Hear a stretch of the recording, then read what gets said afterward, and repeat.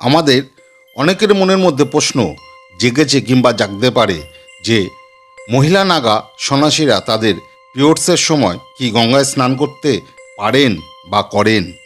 Periods হওয়াটা মহিলাদের শরীরের একটা খুব স্বাভাবিক বিষয়, কিন্তু নাগা সন্ন্যাসীদের ক্ষেত্রে কি সেই বিষয়টা স্বাভাবিক? আজ এই আলোচনাটাই আপনাদের সঙ্গে করব। চলুন আজ জেনে নিই একজন সাধারণ মহিলা নাগা সন্ন্যাসী হতে গেলে কোন কোন কঠোর নিয়ম কানুন পালন করতে হয়। এই সময়টা সঠিকভাবে কাটাতে পারলে তবেই নাগা সাধ্বী হওয়া যায়।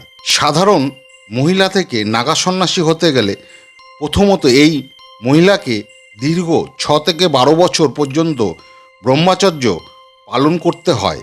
মহাকুম্ভে মহিলা নাগা সন্ন্যাসীদের স্নানের বিষয়টা একটু অন্যরকম।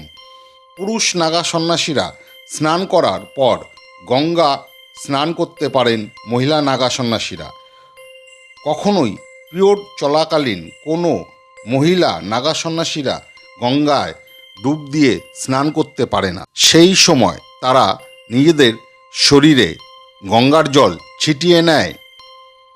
একজন মহিলা নাগা সন্ন্যাসীকে সবসময় সেলাইবিহীন গেরুয়া কাপড় পরতে হয়, তবে পিরিয়ডসের সময় নিম্ন অঙ্গে তারা একটি কাপড় পরেন।